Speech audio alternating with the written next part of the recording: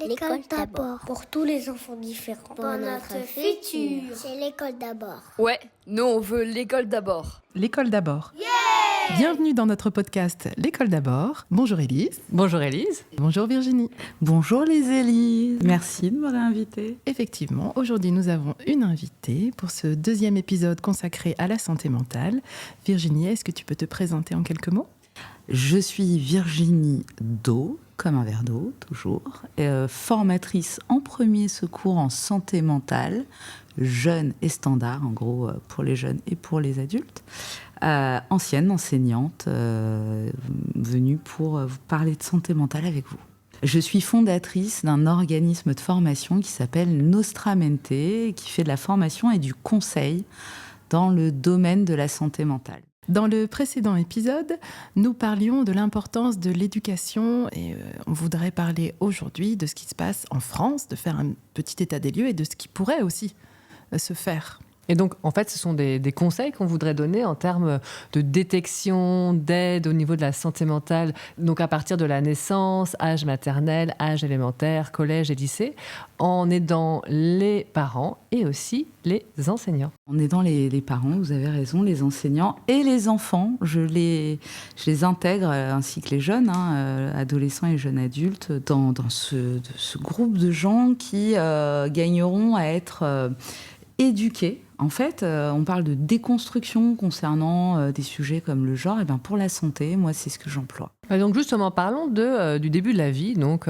et notamment donc, de la crèche. Est-ce que déjà, il y a des signes qu'on peut, en tant que parent ou en tant que professionnel, remarquer s'il y a un souci, en gros, de santé mentale avec un très très jeune enfant ? Bien que l'enjeu, ce soit de favoriser les prises en charge précoces dans le domaine de la santé mentale, il ne faut pas que ça soit trop précoce et qu'il y ait une pathologisation, je dirais, des enfants et un phénomène d'étiquetage aussi, qui puisse enfermer et les professionnels de santé et les parents et les professionnels de l'éducation au sens large. Mais c'est pas justement le rôle, par exemple, on va peut-être parler des PMI, mais est-ce que c'est pas le rôle aussi de faire face peut-être à parfois des inquiétudes excessives de la part des parents et donc de rassurer, de dire non, ne vous inquiétez pas, c'est pas parce que en ce moment votre enfant ne dort pas ou ne mange pas ou pour telle ou telle raison, c'est juste une période transitoire et tout va rentrer dans l'ordre, revenez nous voir dans X temps. Enfin, je sais pas. Complètement. Si, les PMI font un travail formidable pour rassurer les nouveaux parents. En tant que parent d'un enfant, on va dire de 0 à 3 ans, donc quels sont vraiment les signes spécifiques qu'on peut constater ? Il y a la fatigue. Ça, c'est quelque chose auquel on doit être attentif, mais bien que les nuits soient toujours compliquées. Les douleurs en tout genre. Des fois, une douleur, par exemple, j'expliquais que l'anxiété et la dépression génèrent des troubles musculo-squelettiques. Donc, il y a des douleurs aussi qui peuvent avoir un lien avec un trouble de santé mentale. La tristesse, un enfant, normalement, c'est pas constamment triste. Dès que ça s'installe, il faut avoir toujours en tête, pour la santé mentale, ces 3 principes. Durée, intensité, impact. Un enfant, ça développe quotidiennement des compétences langagières, motrices, psychosociales aussi, dans ses relations avec les autres. Et donc, tenir aussi, prêter attention à la manière dont il interagit avec ses camarades, avec les adultes, à sa capacité à réfléchir, à résoudre des petits problèmes à sa hauteur. Il y a des problèmes pour tout âge, mais il y a des choses qu'il doit être à même de faire en fonction de son âge. Et d'ailleurs, à la PMI, ils pourront évaluer ça avec vous ainsi que le pédiatre, la gestion des émotions qui sont liées aux fameuses compétences psychosociales que l'enfant va développer de 0 à nous, à vous, parce que les adultes pourraient aussi... d'ailleurs, il y en a qui se forment, à développer leurs compétences psychosociales. Oui, c'est très important, en effet. Très bien, donc ça, c'est pour les parents. Donc, on les invite à aller consulter s'ils s'inquiètent. Ah oui, si vous avez... Quand il y a un doute, il n'y a pas de doute, en fait. Voilà mon credo. Vous êtes inquiet parce que ça dure. Anormalement, faites confiance à votre instinct et contactez votre PMI, votre pédiatre, votre médecin de famille ou même un infirmier libéral, c'est un professionnel de santé Si vous avez de la chance, vous tomberez en plus sur quelqu'un qui a été formé au premier secours en santé mentale, parce qu'ils se forment, nos soignants aussi. En tout cas, quoi qu'il arrive, ils sont plus à même. C'est la première clé d'entrée vers la prise en charge. Alors après, c'est l'entrée à l'école maternelle et notamment la petite section qui est souvent vectrice d'angoisse, notamment les premiers jours, les premières semaines. Alors évidemment, on ne va pas consulter parce que son enfant pleure les premiers jours de petite section, mais ceci dit, parfois on a pu constater, n'est-ce pas Élise, des enfants qui continuent de pleurer très très longtemps et on se rend compte que ce n'est pas en raison de la séparation avec la famille, ou alors si justement il y a un souci de séparation, quelque chose qui ne se passe pas correctement et qui fait que là, même nous, professionnels de l'éducation, nous nous inquiétons. En tant qu'enseignant, il est important d'en discuter avec ses collègues. Si on a la chance d'avoir une psychologue dans le groupe scolaire, de l'inviter à venir en classe pour des observations. Si vous avez la chance d'avoir une assistante sociale dans votre groupe scolaire, vous pouvez également l'appeler pour qu'elle puisse engager une discussion avec la famille. Vraiment, ne restez pas tout seul. Parlez-en. On va parler maintenant plutôt des signes pour les enfants de 3 à 6 ans. Qu'est-ce qui peut nous inquiéter en tant que parents et du coup aussi en tant qu'enseignants au niveau des enfants de cette tranche d'âge? Exactement la même chose. Ça ne change pas. Et en fait, d'ailleurs, chez les adultes aussi, on retrouve la même chose. D'accord. Anxiété, fatigue, troubles du sommeil, douleurs de toutes sortes. Avec la scolarisation, on se pose la question de l'absentéisme à l'école, les difficultés d'apprentissage scolaire, ce coup-ci. Sinon, la tristesse, toujours. L'isolement dans la cour de récréation. Les cours de récréation sont des lieux d'observation passionnants parce qu'on y voit beaucoup de choses au fond, à condition de savoir regarder peut-être. Et l'agressivité qu'on verra aussi des fois dans la cour comme dans la classe, tout comme l'isolement aussi dans la classe. L'isolement d'ailleurs, ça fait écho en ce moment à un sujet qui mobilise tout le monde, le harcèlement. Complètement. Et donc finalement, on va peut-être en revenir au même point que ce qu'on a abordé dans notre épisode concernant le harcèlement scolaire, à savoir qu'il faut donc prévenir, comme tu l'as répété d'ailleurs Virginie, prévenir, faire de la prévention auprès des enfants, des jeunes, des adultes.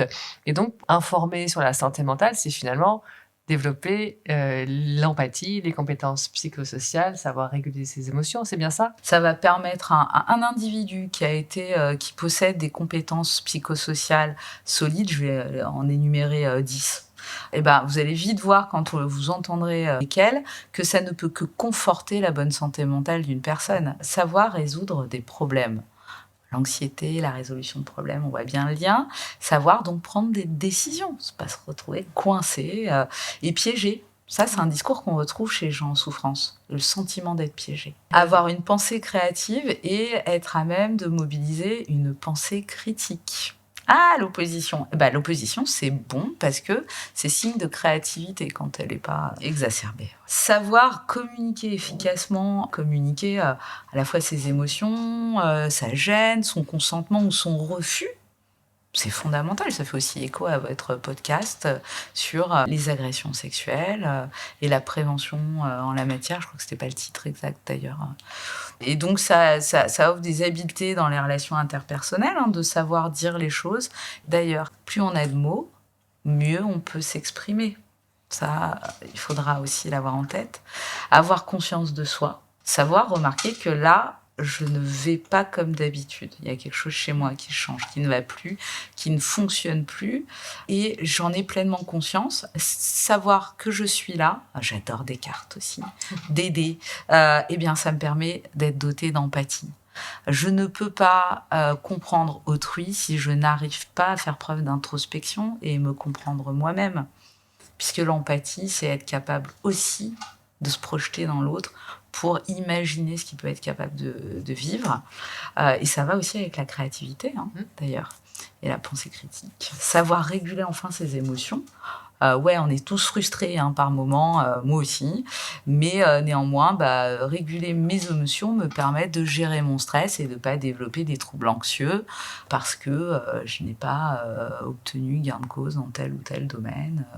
Et sinon, si on parle vraiment pratico-pratique, on peut imaginer des séances, Élise ou Virginie, qu'on pourrait mettre en place à l'école maternelle pour vraiment faire de la prévention en termes de santé mentale? Moi, Je l'imagine assez facilement. On en a chez des voisins étrangers, notamment au Canada. Il y a une littérature consacrée à ces sujets. Donc moi, j'ai fait venir de là-bas des ouvrages, notamment sur l'anxiété et la dépression, où de manière très imagée, j'ai des lectures extrêmement joyeuses, de manière très imagée, les enfants apprennent à reconnaître aussi les maladies psychiques. On a en France des ouvrages qui parlent de la maladie. Moi, j'en ai pour mon fils sur le rhume, où on parle de tout le parcours thérapeutique. On pourrait faire tout à fait la même chose sur la maladie. Et d'ailleurs, je pense que ça aiderait beaucoup de familles. Sur la maladie mentale, tu veux dire? Ouais, sur la maladie, les troubles psychiques et les maladies mentales. Alors, le mot maladie, c'est vrai que chez moi, c'est devenu toujours psychique, presque. Ça aiderait beaucoup de familles quand un des parents, par exemple, souffre d'un trouble. C'est très difficile pour un petit de comprendre pourquoi papa ou maman est dans son lit, pourquoi papa ou maman est à l'hôpital, qu'on ne peut pas le voir, ou pourquoi maman et papa ou papa ne mangent pas, ou tout ça, je pense qu'en plus, ça va permettre de soulager aussi la souffrance des enfants qui accompagnent ces adultes qui souffrent. Et on parle souvent de la souffrance des aidants, mais les enfants sont des aidants. En fait, sont peut-être d'ailleurs nos plus belles aides, nos meilleures aides, même si c'est pas leur mission, c'est pas le rôle d'un enfant, on est bien d'accord. Mais quelqu'un qui souffre de troubles de la santé mentale, ce dont il a le plus besoin, c'est d'espoir. L'espoir, c'est le rétablissement. Moi, j'adore ce concept parce qu'on n'en parle pas assez. Élise, peut-être tu veux rebondir là-dessus? Oui, mais comme tu disais, Virginie, la littérature de jeunesse, c'est un réel support en maternelle comme en élémentaire. C'est vraiment intéressant de partir d'une lecture d'album pour ensuite engager une discussion. D'ailleurs, il peut arriver qu'un enfant se confie devant toute la classe. Et alors là, c'est assez compliqué pour l'enseignant parce qu'il veut donner la parole à l'enfant. Mais devant toute la classe, c'est assez gênant parce que c'est un problème personnel. Donc là, c'est votre positionnement de lui dire « J'entends ce que tu me dis. Je vais trouver la personne avec qui tu vas pouvoir parler. Si tu as envie de me parler, on peut prendre un temps tous les deux pour en discuter ensemble. Vous pouvez valider ce que ressent l'enfant. Vous allez valider. Vous dire « J'entends ta souffrance, j'entends ce que tu me dis, mais on va prendre un temps pour en discuter ensemble. » Et que l'enfant ne se confie pas devant toute la classe. Vous allez pouvoir, après, décontextualiser pour parler de certains troubles psychiques en classe, évidemment, parce qu'il faut en parler, mais ne pas prendre une situation particulière d'un enfant et de sa famille. Parce qu'il s'agit quand même, pour le coup, de la sphère privée et qu'on n'est pas censé parler, effectivement, de secrets parfois médicaux des parents. Oui. Mais d'ailleurs, c'est vrai qu'au fond, les anecdotes personnelles, même en formation de secouriste, on demande aux adultes présents de ne pas parler de leur vécu ou sinon de l'anonymiser.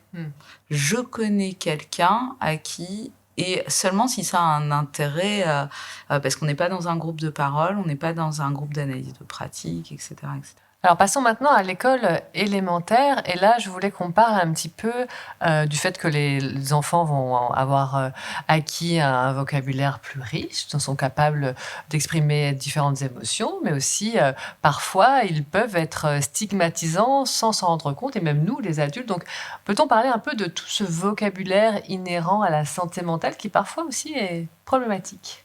Taré, tordu, schizo, bercé trop près du mur. Alors, à chaque formation, on a un exercice qui propose aux apprenants, c'est même pas qui propose, qui invite les apprenants à nous dire tous les mots qu'ils ont pu entendre pour désigner les troubles et les maladies psychiques. Et là, moi, à chaque fois, je découvre presque à chaque fois de nouveaux mots, de nouvelles expressions, plus ou moins créatives dans le stigmate. Parce que c'est vrai que dans la torture, l'homme est souvent créatif. Les gens confondent souvent troubles psychiques, déficit déficit intellectuel ainsi que neuroatypie. Et les neuroatypies ne sont pas des maladies mentales ou des troubles de la santé mentale. Et donc, il y a des termes dans le stigmate qui embrassent tout ça, qui renvoient autant à un déficit intellectuel qu'à un trouble de la santé mentale en fonction du contexte dans lequel ils sont dus. Et donc, on demande aux gens de se débarrasser de tous ces mots. Ils balancent tous ces mots. Et l'idée, c'est justement de démontrer comme on hérite, on charrie une version très stigmatisante de la santé mentale qui nous éloigne de la prise en charge et du soin. Étant tous porteurs de fausses croyances, ouais, mais on va me prendre pour un taré, on va m'enfermer, on va me faire des électrochocs. Il y a beaucoup de mythologie et d'inquiétudes dans le domaine de la santé mentale. On s'éloigne en fait avec cette stigmatisation de la prise en charge. C'est l'un des enjeux de ce programme de premier secours en santé mentale. Déstigmatiser les troubles de santé mentale pour nous-mêmes, pour qu'on puisse en prendre soin, mais aussi pour les malades eux-mêmes. Parce que quand on souffre d'un trouble, même rétabli, et qu'on subit tous ces maux qui circulent autour de nous, le regard d'autrui, les discriminations, n'oublions pas que ces gens sont extrêmement discriminés. On ne dit pas, quand on revient du boulot, ouais, j'étais en arrêt parce que j'ai fait une grosse dépression. Alors qu'on peut dire j'étais en arrêt parce que j'ai eu un accident de moto et que je me suis cassé les 2 jambes. En termes de temps de rétablissement nécessaire, ça va être à peu près la même chose. C'est très long de se rétablir d'une dépression. Et c'est une maladie. Il ne suffit pas de mobiliser sa volonté, sa bonne volonté. Et comme on dit, prends sur toi. Il y a un super court-métrage que les gens peuvent trouver sur YouTube qui s'appelle « Et toi, comment ça va ?» qui décrit ce que vit une personne, un adulte là en l'occurrence, qui souffre de dépression. Et c'est exactement ça. Je vous invite à le voir. Ok, on ira regarder ça. Donc là, on parlait de l'élémentaire, on a digressé un peu, mais c'est très intéressant. Et donc justement, la prévention sur ce fameux vocabulaire, c'est peut-être là qu'elle peut prendre racine et c'est peut-être là qu'on peut inviter les enseignants et aussi les parents à eux-mêmes faire attention parce qu'ils ne faut pas oublier notre rôle modélisant en tant qu'adultes. Et donc effectivement, voilà, là, il est complètement ouf, lui, c'est vraiment un taré, notre discussion d'adultes devant les enfants. Et donc apprendre aussi aux enfants à ne pas véhiculer et transmettre ce vocabulaire dans les cours de récréation, entre enfants, et de leur apprendre que c'est aussi important finalement que le racisme, que le sexisme, etc., de ne pas stigmatiser les maladies mentales en utilisant ce fameux vocabulaire qui est discriminant. Nous, en tant qu'adultes, on doit s'interroger et déconstruire notre langage. Les mots tuent. Donc que ce soit dans le domaine de la grossophobie, de toutes les formes de discrimination, que ce soit les discriminations liées à la racialisation, enfin tout ce qui essentialise doit être interrogé. Et des fois, on a facilement des mots qui nous sortent. Et moi, je fais aussi un travail sur moi pour déconstruire mon propre discours. C'est pas simple. Il m'arrive de temps en temps de me dire « Ah, c'est ouf !» Ouais, mais ça renvoie derrière, ça charrie toute une histoire, quoi. Complètement. Ça, c'est vraiment important de l'avoir en tête en permanence quand on enseigne ou quand on est parent. Et donc, pour ces enfants, on va dire donc du CP au CM2 entre 6 et 11 ans, quels sont, une fois de plus, les signes? Donc, j'imagine que tu vas me répondre, Virginie, ce sont les mêmes. Ce sont les mêmes. D'accord. Et il va y avoir aussi peut-être l'apparition chez ces enfants de pathologies liées notamment à l'usage des réseaux sociaux, des jeux vidéo. Ça commence là? Les professionnels de santé parlent d'addiction, là en l'occurrence d'addiction comportementale. Ça peut commencer très tôt, à partir du moment où on agit.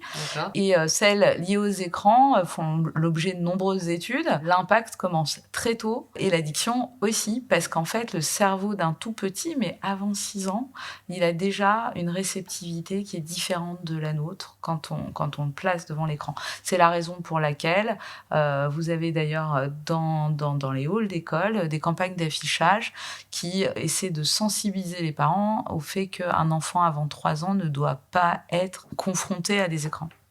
Parce que lui, il ne voit pas l'écran comme nous, on le voit. Et donc, oui, les troubles peuvent démarrer assez tôt. Se pose la question du diagnostic, parce qu'au fond, sur les troubles comportementaux, la question du diagnostic, elle est peut-être moins problématique, parce que des fois, il n'y a pas besoin de diagnostic pour qu'il y ait une prise en charge. Je pense là au TCC, les thérapies cognitivo-comportementales. Un pédopsychiatre qui est formé au TCC, par exemple, à qui vous confiez votre enfant parce que vous pensez qu'il y a un problème avec les écrans. Votre jeune enfant, il n'a pas besoin de poser le diagnostic, vous l'avez au fond déjà posé vous-même. Il y a un problème comportemental et on va le régler. Et alors, en tant que parent ou enseignant, on peut proposer donc d'aller voir un psychologue. Ou un pédopsychiatre. Mais il y a également d'autres centres qui peuvent prendre en charge la santé mentale des enfants. Vous avez la chance de posséder sur votre territoire un CMP, un centre médico-psychologique qui prend en charge aussi parfois les enfants. Il ne faut pas hésiter à vous tourner vers eux, c'est une prise en charge gratuite. Vous avez aussi qui sont proprement destinés aux enfants depuis le départ, depuis leur création, les CMPP, qui sont les centres médico-psychopédagogiques, et qui travaillent aussi avec l'équipe éducative, au fond. Ce qui les distingue aussi, c'est qu'ils vont contribuer au diagnostic en cas de troubles neuropsychiques. C'est-à-dire que des fois, il peut y avoir des neuroatypies. Ça peut ne pas être un trouble de santé mentale, mais ça peut être autre chose. Vraiment, là, des équipes pluridisciplinaires qui sauront vous accueillir.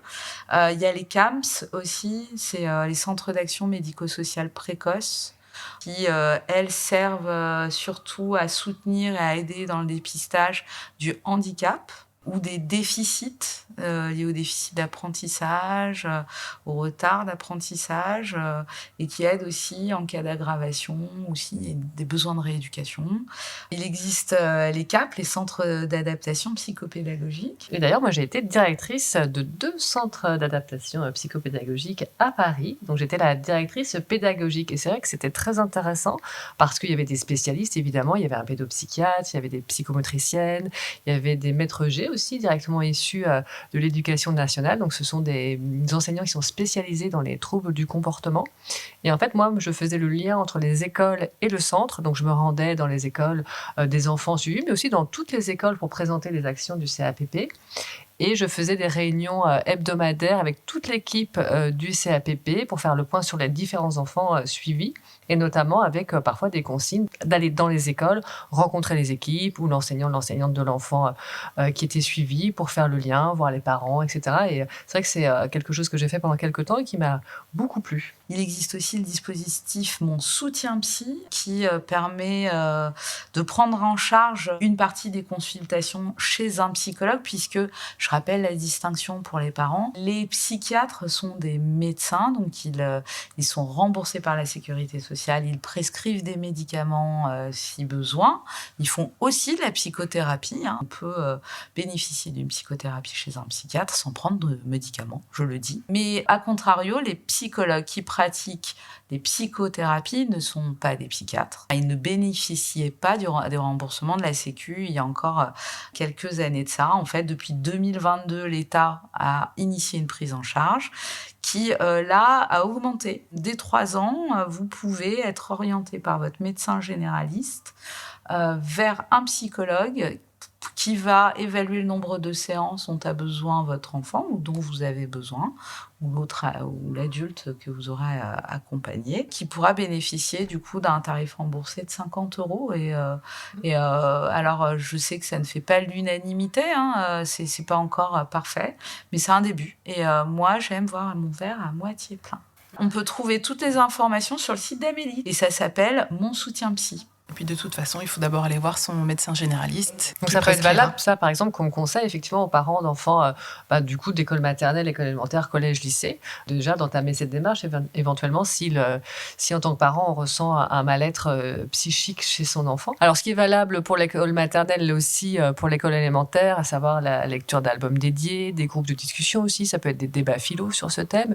Et puis je pensais aussi à un sujet qui est valable pour l'école élémentaire, mais aussi pour le collège, voire le lycée. C'est la phobie scolaire. Est-ce que ça fait partie des troubles mentaux ? Eh oui, c'est un trouble anxieux. Les phobies font partie de la grande famille des troubles anxieux. La bonne nouvelle, c'est qu'il existe d'excellentes prises en charge et d'excellents dispositifs thérapeutiques, notamment dans les TCC, les thérapies cognitivo-comportementales. Donc certains ont peut-être eu le plaisir d'écouter Christophe André sur France Inter, sans faire de publicité, Christophe André, ou de lire ses ouvrages.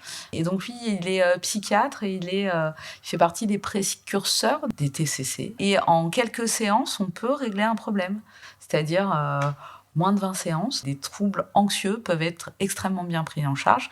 Je tiens à préciser que les TCC font partie des thérapies qui ont démontré leur efficacité scientifiquement. Il y a des études scientifiques qui, à partir de cohortes de cas, d'un point de vue chiffré, démontrent l'efficacité de ces thérapies, ce qui n'est pas le cas, même si j'aime beaucoup la psychanalyse, d'un point de vue philosophique, j'enseignais la philosophie. La psychanalyse peut être un excellent accompagnement, mais elle n'a pas démontré, au regard de l'OMS, son efficacité sur le soin en matière de problèmes et de maladies mentales. Elle peut vous accompagner, bien sûr, ça c'est encore un autre débat. Mais les TCC ainsi que les thérapies interpersonnelles, on en a peu connu en France, c'est plutôt anglo-saxon. Elle travaille sur le lien social autour de la maladie et j'espère qu'elles vont se développer. On a encore peu de praticiens, mais il y en a. Et donc la phobie scolaire qui parfois mène à la déscolarisation, tu dis donc qu'elles sont très très bien prises en charge aujourd'hui, mais il y a quand même aussi parfois des enfants qui vont aller dans des écoles spécialisées ou dans des centres. Alors, elles sont très bien prises en charge. Disons qu'il existe une aide efficace qui est possible. Alors la question c'est, est-ce que cette aide, on va la chercher ? Encore faut-il aller la chercher. Mais en tout cas, elle existe. Et vous avez des enfants qui se déscolarisent parce que l'école est devenue un lieu de souffrance. Et il est inutile, je pense, de les torturer. Mais néanmoins, ce qu'il faut avoir en tête, et là, je vais être très dure, en cas de troubles anxieux, contourner le problème via des stratégies d'évitement. Et soutenir les stratégies d'évitement, ce n'est pas aider la personne. Donc l'objectif, ça doit être de pouvoir retrouver une vie ordinaire. D'accord. Et donc l'objectif, c'est de diminuer l'impact du trouble dans la vie quotidienne de ce jeune. Et l'homme est un animal sociable, il a besoin de vivre en société. Donc moi, je fais partie des enseignants qui ont dû accompagner des élèves qui avaient choisi de s'inscrire au CNED parce que c'était devenu trop dur. Ce que je constate, donc je l'ai fait, mais avec cet objectif, moi, à chaque fois qu'ils reviennent. Autre chose qui va bientôt apparaître, il va y avoir bientôt un module destiné aux adolescents. Chez PSSM, Premier Secours en Santé Mentale France. L'association proposera, on espère, en 2025, un module destiné aux adolescents et qui va aider ce qu'on appelle la paire aidance, pour que en quelques heures, les ados seront sensibilisés, enfin en quelques séances de quelques heures, aux différents troubles de la santé mentale. Ils ont, moi j'ai le même objectif que PSSM, familiariser les gens aux signes et aux symptômes, afin de pouvoir les identifier, de soutenir leurs camarades et de les accompagner vers un adulte qui pourra les aider à bénéficier d'une prise en charge la plus précoce possible pour atteindre un rétablissement de qualité, pour accéder à ce rétablissement. Et puis, je me dis qu'en plus, ce type de formation où on fait pleinement, activement participer des jeunes, ça peut même avoir un impact sur le harcèlement scolaire, sur l'empathie les uns vis-à-vis des autres, sur justement arrêter la stigmatisation du vocabulaire employé et tout ça. Alors moi, lors d'une formation, j'ai formé alors là, c'était pas des ados, c'était un groupe de jeunes de 18 à 24 ans. Et j'ai été très étonnée parce qu'on a, au-delà de la santé mentale, en plus c'était dans le cadre d'un projet plus vaste, on avait du temps supplémentaire, aborder d'autres choses. En parlant de santé mentale, ça a déstigmatisé les questions liées au genre. Et on a parlé aussi de prévention des risques dans le domaine de la sexualité et des consommations de substances. Donc non, on arrive par la santé mentale, mais la santé mentale, au fond, elle embrasse notre vie entière, au fond. Je conseille fortement aux gens d'aller notamment c'est pas les seuls, sur le site de Psycom, qui fait vraiment, l'association Psycom fait un travail formidable en matière d'éducation autour de la santé mentale. Et ils ont une brochure dédiée à l'enfance qui s'appelle Santé mentale et enfance. Il y en a une autre, santé mentale et adolescence. Il y en a sur tous les thèmes.